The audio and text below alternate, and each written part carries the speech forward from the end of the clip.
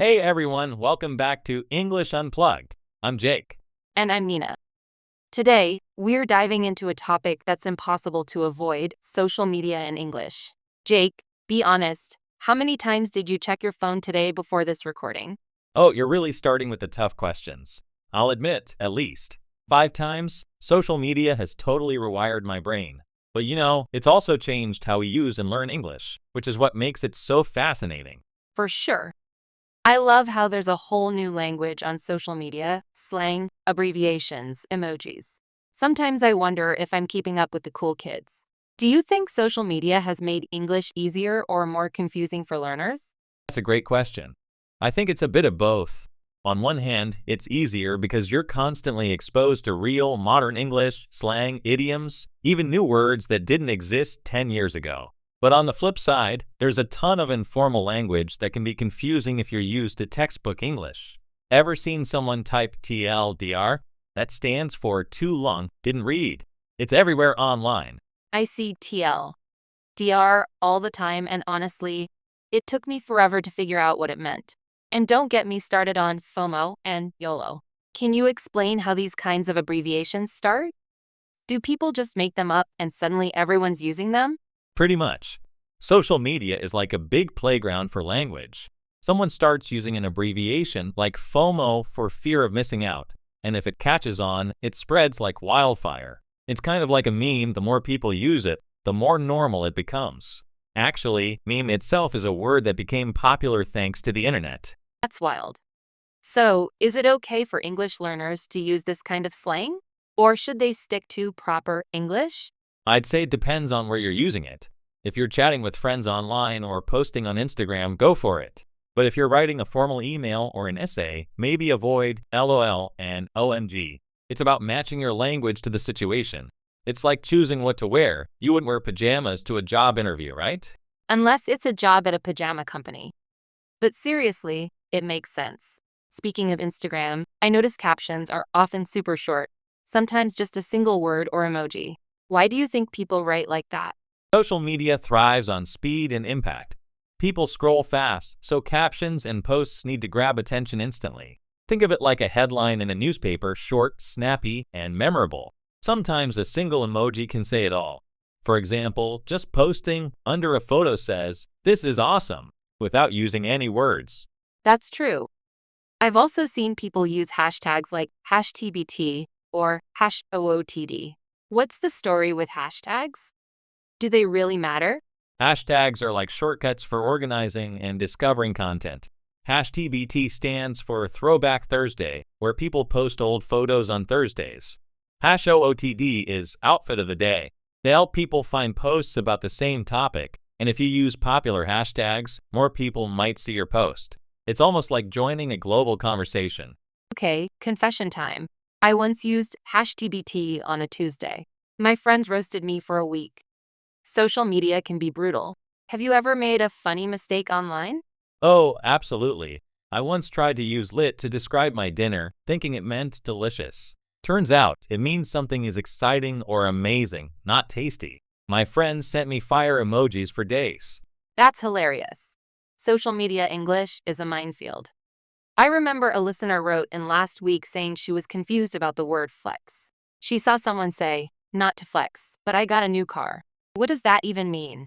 Great question from our listener. Flex as a verb means to show off or brag, but often in a playful or ironic way. So, not to flex, but I got a new car is like saying, "I don't want to brag, but check out my new ride." It's a classic example of social media language evolving. I love how playful it is. But sometimes I see things like stan, ghosting, or sliding into DMs. Can you break those down for us? Definitely.